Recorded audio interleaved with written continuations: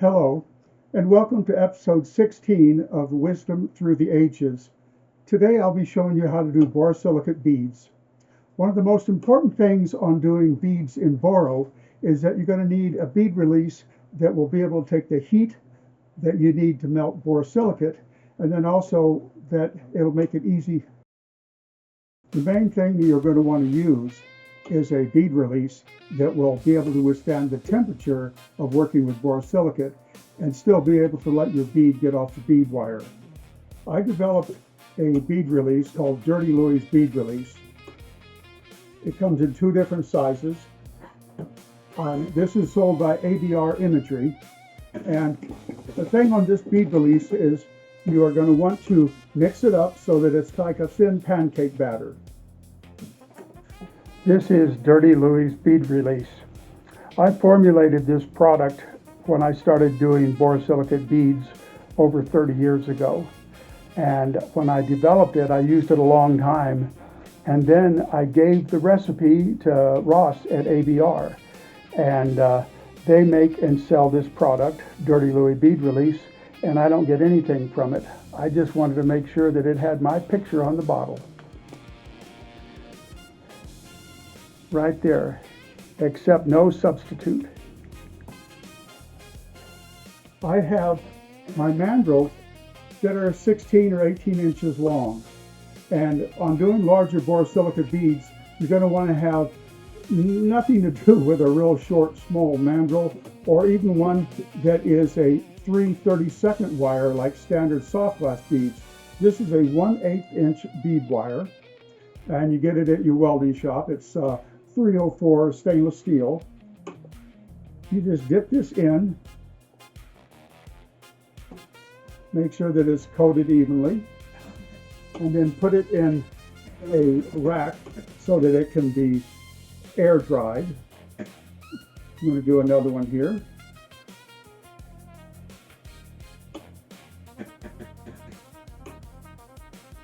These two are longer ones. This shorter one, I'm going to do a simple bead a little bit later. And then this one on 3/32 bead wire, I'm going to dip it, mostly to show you a little bit later on why you do not want to use 3/32 bead wire for doing borosilicate beads. These bead wires had been dipped about 25 minutes ago, and you can see that the last lower 2 inches here is whiter and it's not dried up top. You want to make sure that it is entirely dry. Usually takes 30-35 minutes, and then after it's been entirely dried, then you put that in your oven and you preheat it from there. You can see that the mandrels now have been coated with Dirty Louie bead release and that they're dry. A simple thing to do, I learned this from Keith Kreider like 30 years ago. Take your finger and just gently rub up and down, and it'll take away little teeny micro spots that could be a little inclusion on the inner side of a bead, especially if it's clear. Now this, I'm going to lift up the doggy drawer and put my beads in there. This one again, I'm just going to do this to clean it up, make it a little bit smoother. This one is on a 3/32 mandrel. These are 303 stainless steel wires.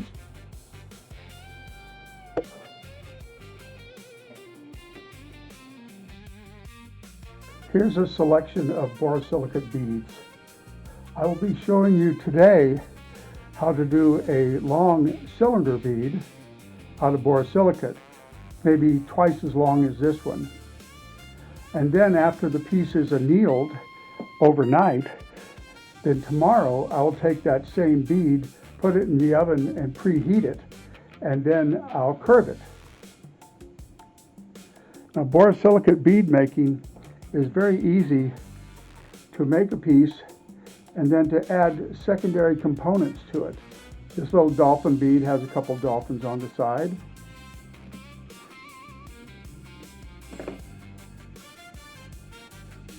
This larger bead has a couple of women on it.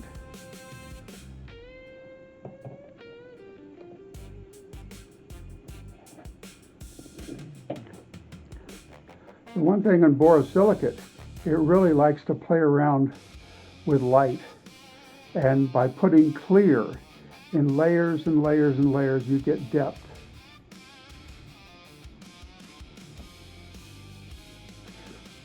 Also, they're very easy to facet.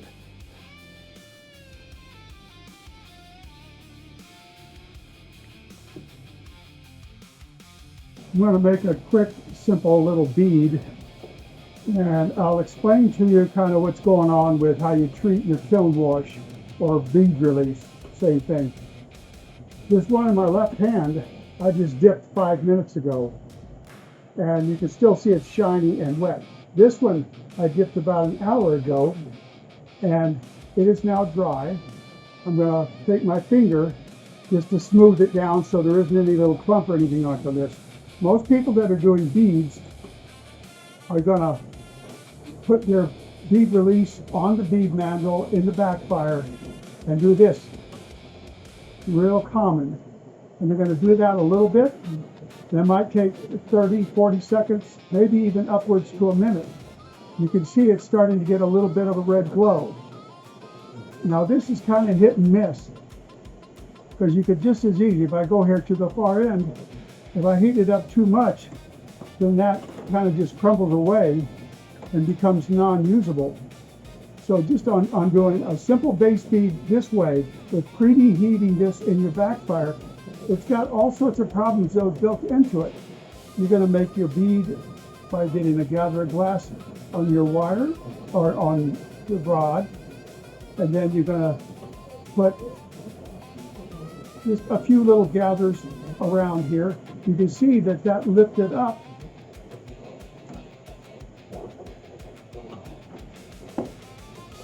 So there's got to be a better way if you're going to be preheating a wire. So I've got all this stuff down here on the base, and it's not a pretty looking thing. Plus, this wire ends up getting in your kiln, so you don't want that in there either.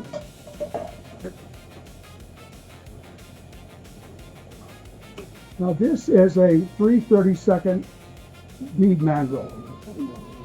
Most soft glass bead makers, and I've trained over 1,200 soft glass bead makers. I've made 24 instructional videos on doing soft glass beads and borosilicate beads. So the thing with doing borosilicate glass and a 3/32 inch mandrel, right now I'm going to make a small bead on this mandrel. And I don't know if you could tell how quickly that heated up, because I had this mandrel already in the oven, so that all the preheating was done in the oven and not at the torch here. So I'm going to add a little bit more glass, but I'll show you how quickly you can run into problems with a 3/32 mandrel. So I'm just working this. If I get a little bit off center and I heat the mandrel too much, you just go right to it, boom, just like that. And that's why I use a 1/8 inch mandrel at least. I'm going to show you how to make one of my signature beads.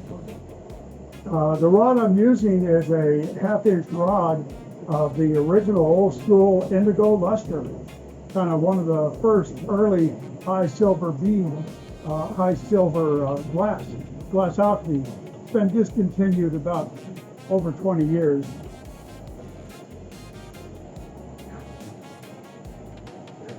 Now I've already dipped this bead wire, and I've already had it in the oven for probably 45 minutes or so. So it takes me just a matter of a few seconds to get this ready. And then here's my style of doing large beads. It's all done pretty much with the wiggle of my right thumb. The bead mandrel, coated with Dirty Louie bead release, should be at a level lower than the torch, the flame. You don't want to have the flame continue to hit the bead wire and give it too much excess heat. Now I'm just going to wind this around the bead mandrel.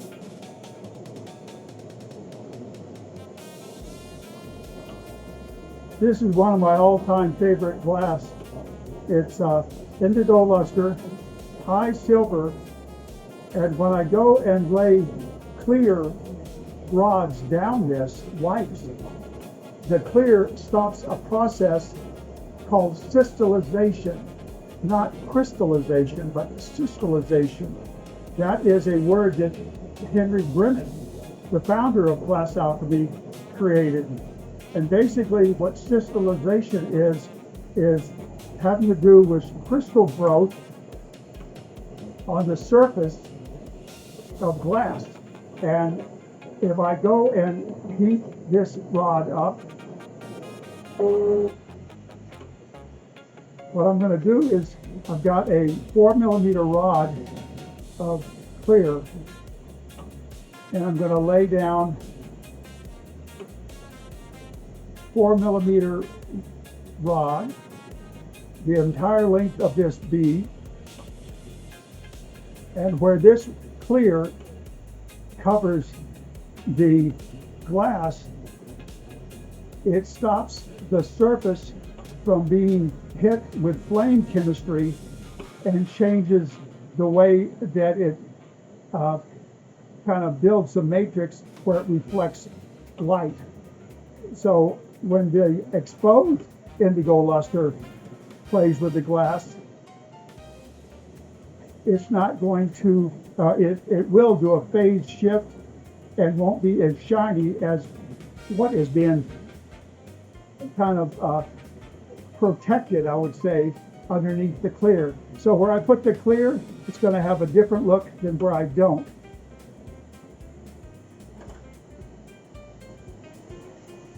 You'll be tempted to use a mandrel and to push down the clear into the glass. Don't do that. You want this to work where it just melts in on its own.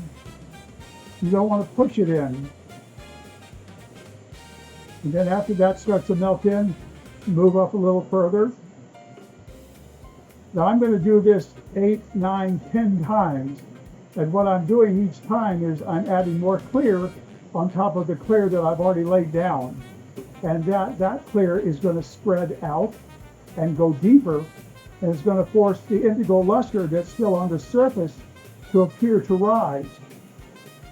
Kind of like a reverse implosion.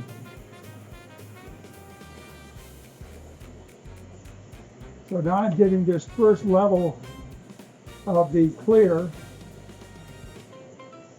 melted in. Now this bead, after it is annealed today, tomorrow I will do the second half on this bead. Now what I am going to do right here is clean up the right butt end of it.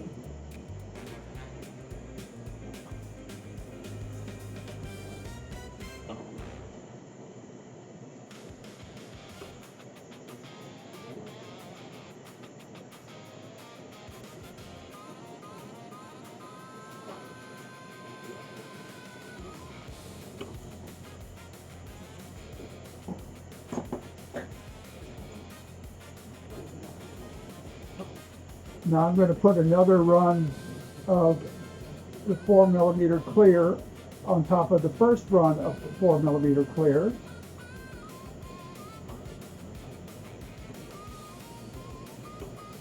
There's not a lot that goes on making this bead.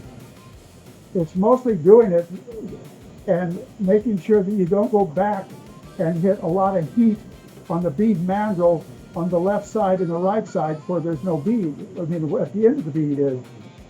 You don't want to mess around by hitting too much heat into the mandrel itself. Only try and hit glass to heat up the glass that's the bead and not the mandrel. So now I've got a second layer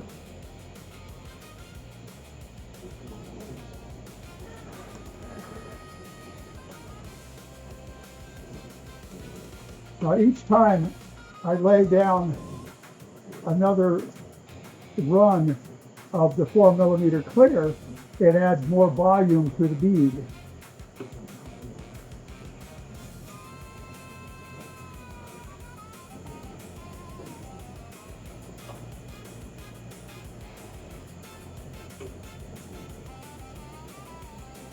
So I'm going to try and clean up the left side here a little bit, because it's easier to do it right now than way later.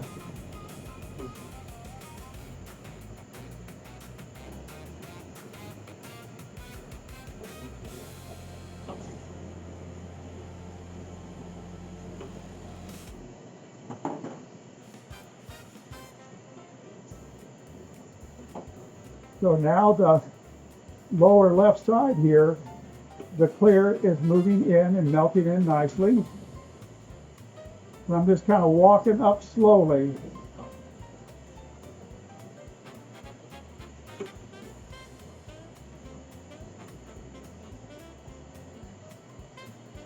Now after this gets melted in nicely, then I'm going to move in and start putting 6mm clear down the same run. And each time I add more clear, it adds more volume to the bead, and it actually forces the indigo luster, that's the base bead, to lift up.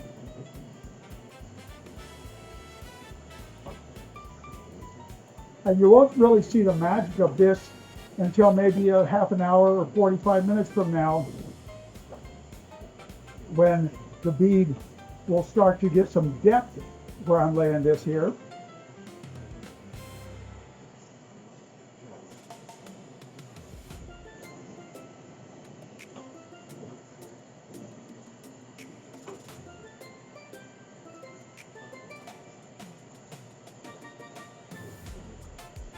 I want that clear to melt in very nicely and deep.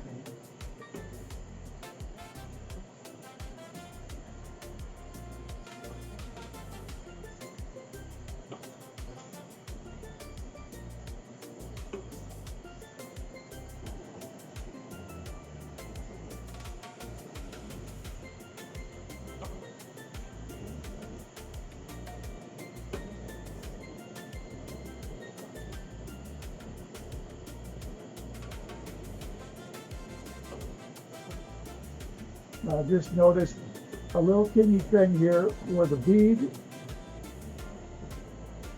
I just put a little dot there to weld the bead to that little spot on the mandrel. The bead was actually, because it didn't overly stick to the bead release, it was spinning a tiny bit. I could feel it. So before that happened, I just went and added that little bit so that it would just weld it a little bit cleaner onto there, so the bead isn't going to spin on me.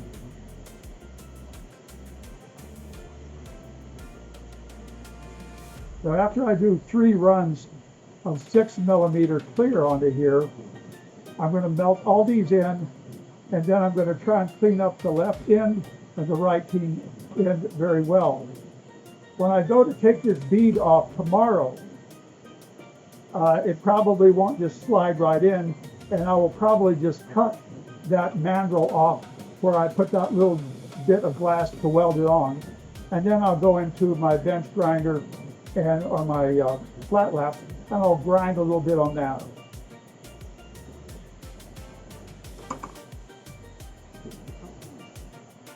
You can see the bead is getting a little bit bigger now. I've just got 2 runs of 4mm clear and 1 run of 6mm clear. Now I'm going to try and clean up this left end closest to me. And after this melts in real nicely, then I'm going to clean up and finish the left side of this bead.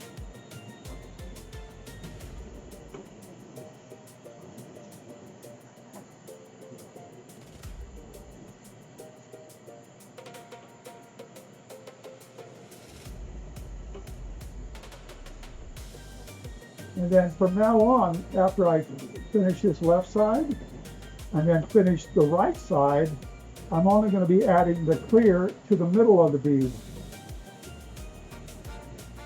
You can see how this smooth, it kind of rolls very smoothly right there. That kind of gives me a clue that this is all true.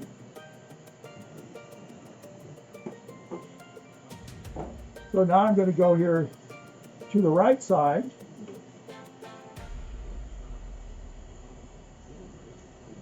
Same thing.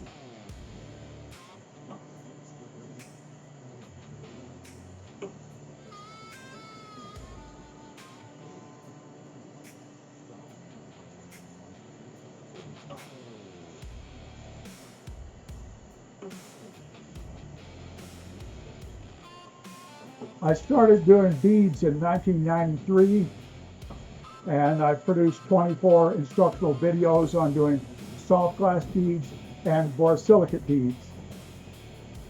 And all those videos are for sale through ABR Imagery.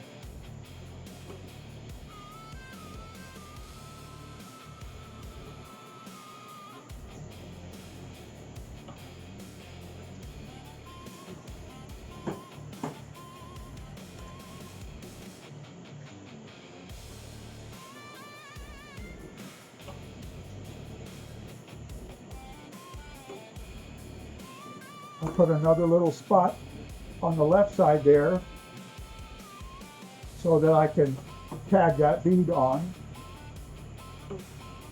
If this bead were to start spinning, then it would be difficult to control. So this is something, as long as I'm adding glass after the fact here, then it's not a problem for me to grind that off after the bead's being made.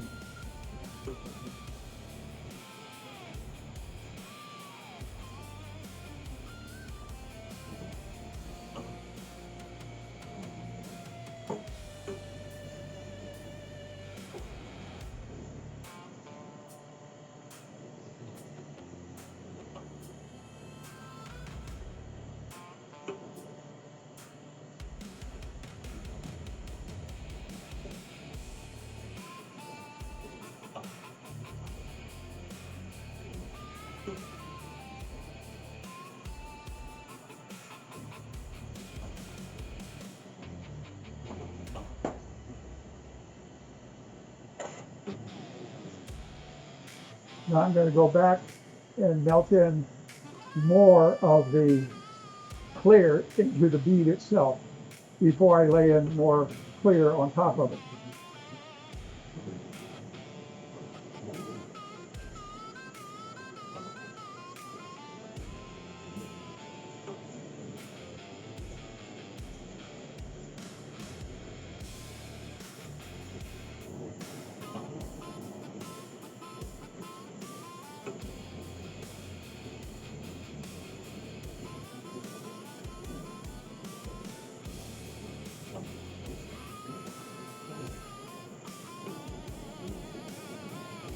You want to mostly use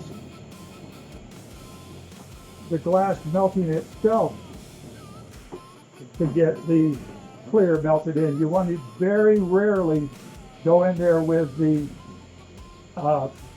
bead marber.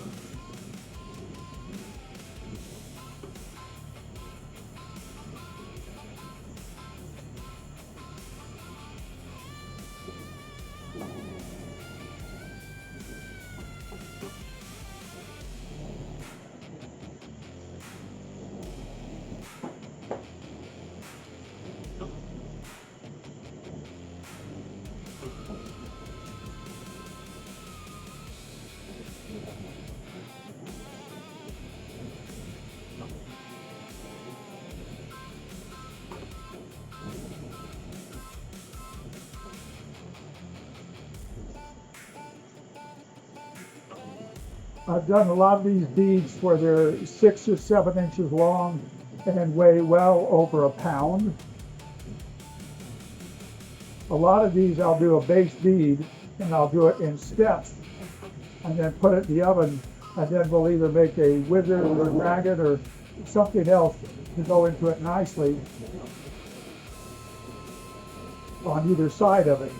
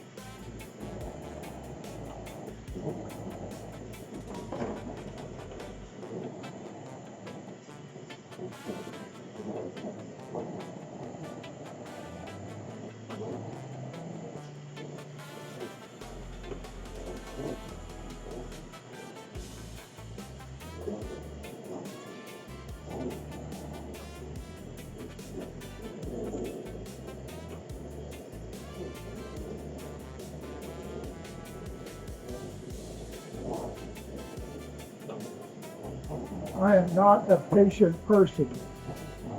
I hate to wait for anything. I hate to wait for glass to melt in.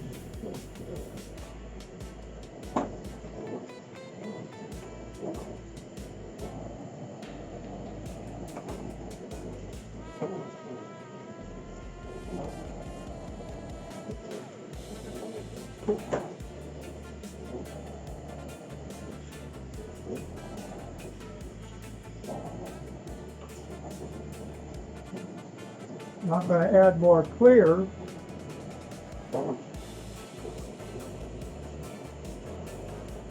But the clear I'm going to be adding is going to be towards the middle and not near the ends.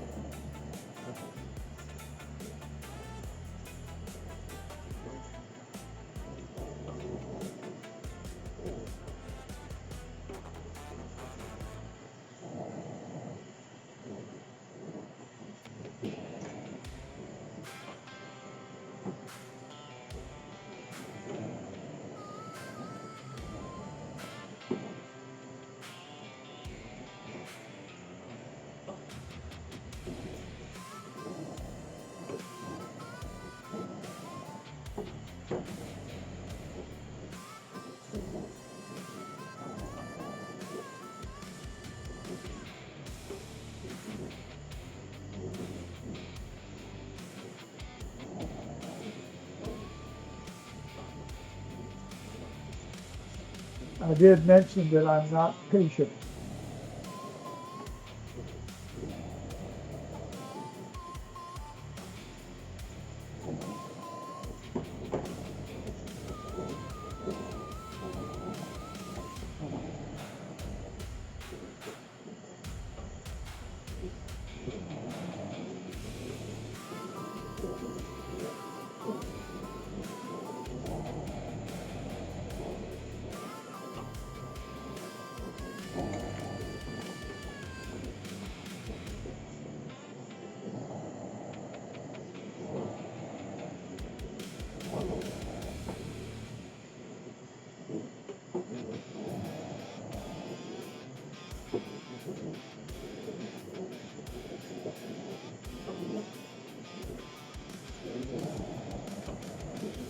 As this starts to get depth underneath the clear, you'll see something that I kind of refer to as a snake skin. You can kind of see it happening over here.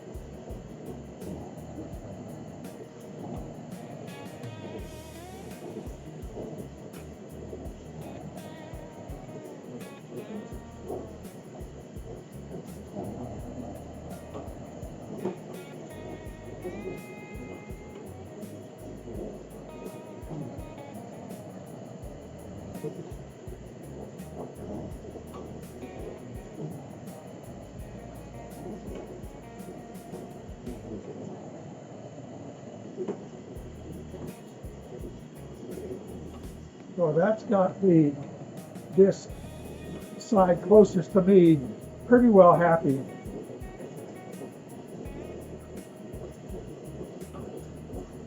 The bead is wanting to spin a tiny bit and making it just a little bit different.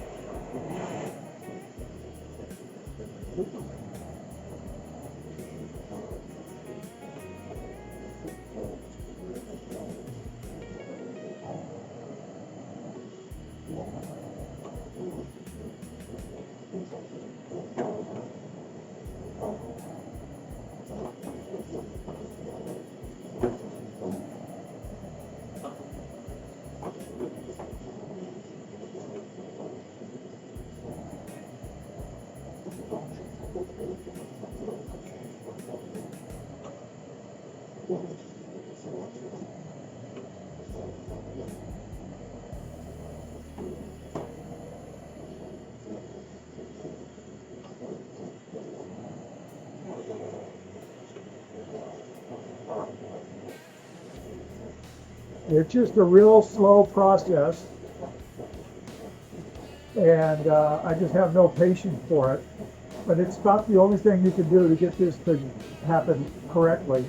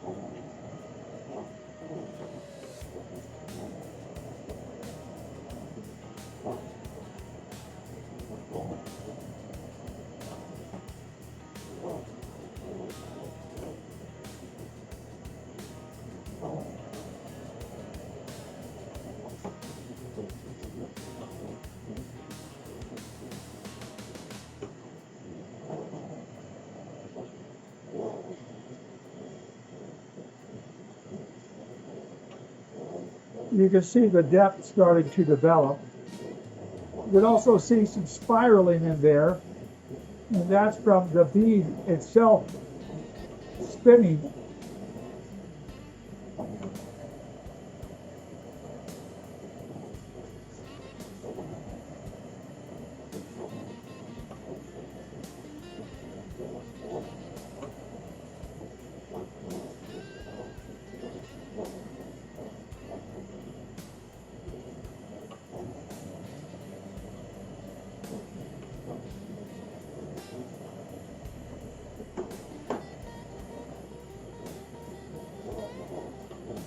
And all the clear was laid down with 2 wipes of 4mm and 3 wipes of 6mm clear.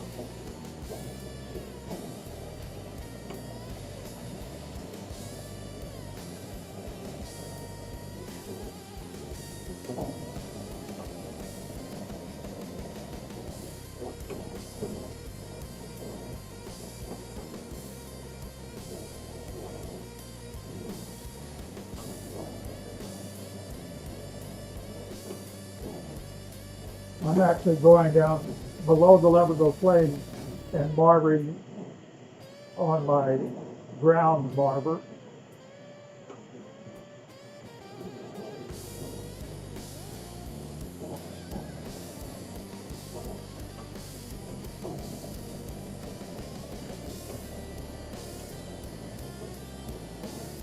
You can hear my oxygen generator just kick in. It's the sound of free oxy. Thank you very much for high volume oxygen.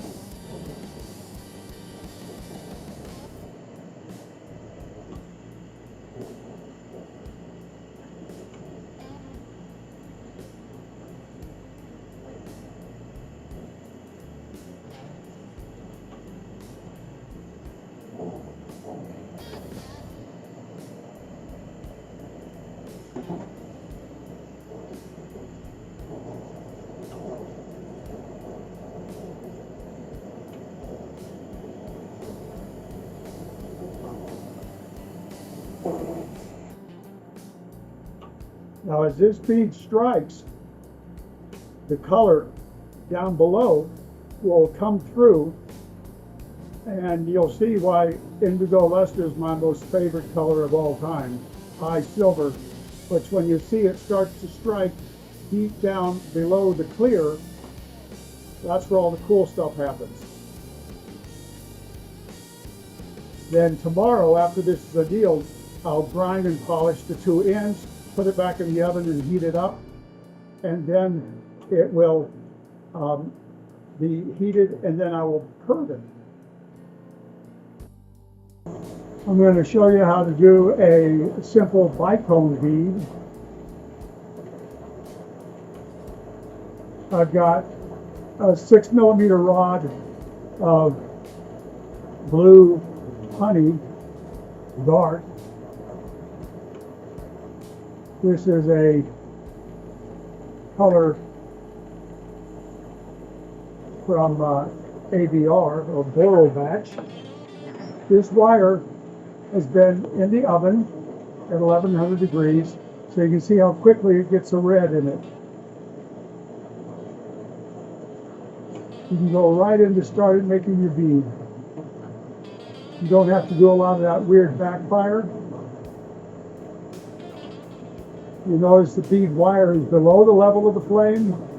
All the work is being done with my right thumb. See how I'm moving that thumb back and forth, back and forth.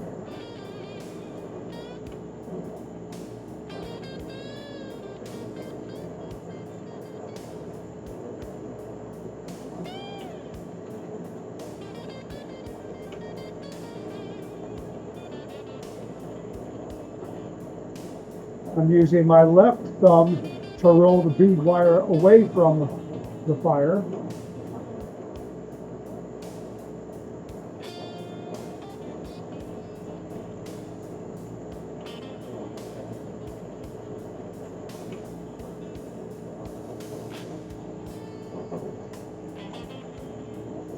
Now I'm going to work on the left side of the bead, closest to my left hand.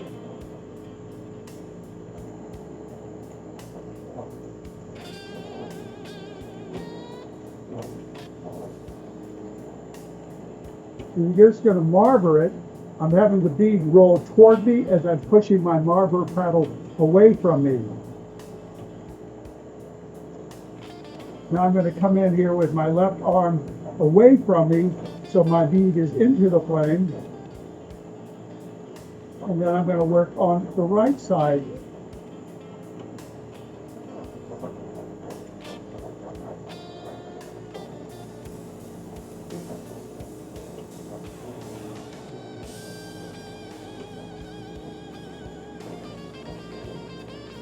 Now I'm going to go back to the left side. I'm going to throw a little more glass in the middle.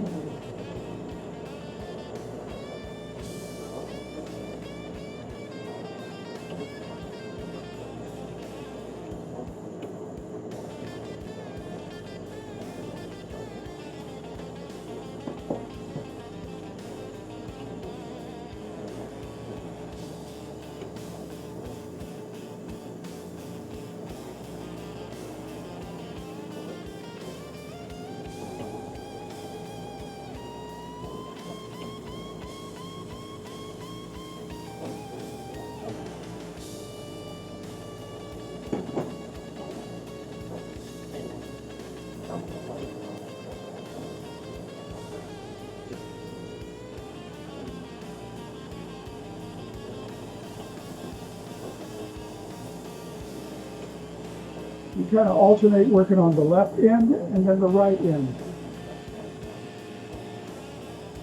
You can see how this is coming together very nicely right here.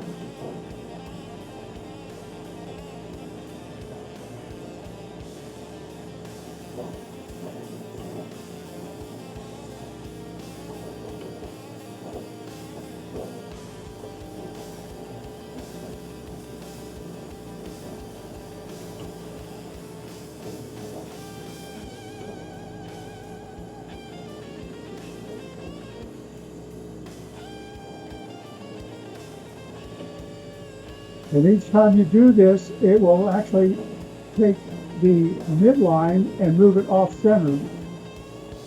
So when you clean up the left side, you're going to have to go over to the right side and clean it up a little bit.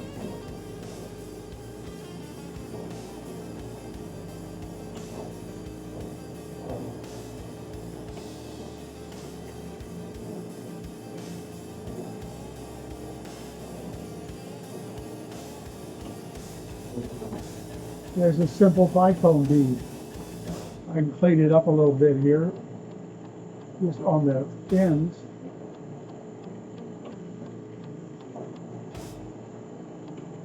Then as that strikes,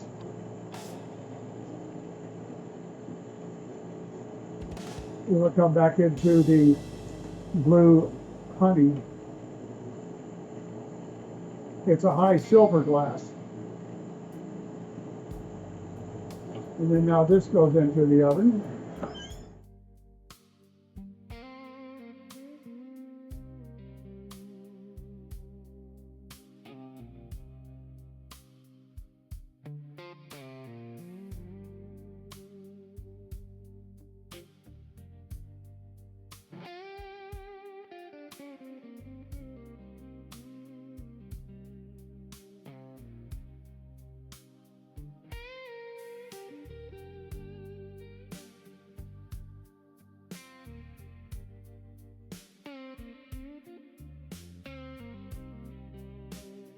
I'm going to be curving the large borosilicate bead that I made yesterday. It's in the oven now. It's been in there for about 2 hours at 1100 degrees to penetrate. So I'm going to pick it up. It'll end up being like this. I have these two 8mm punties, and they have like a 10mm ball on the end. And what I'm going to do is I'm going to make a bigger flame here, and then I'm going to pick up the bead that's in the oven.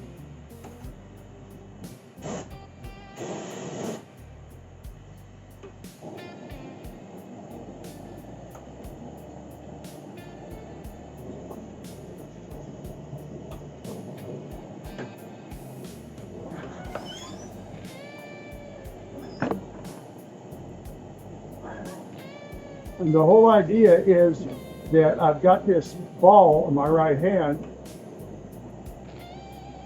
and what I did is I punted it to the bottom, or to one end,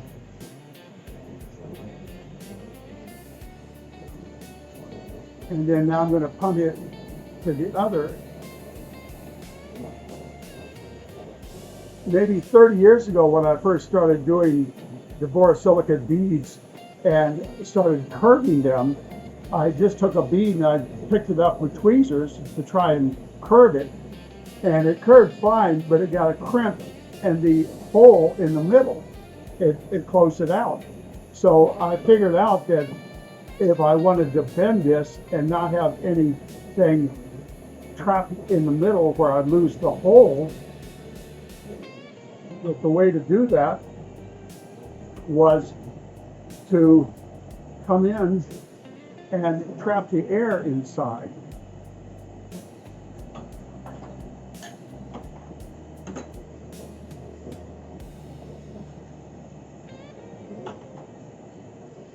I need to go in and fire polish the inner aspect of that curve.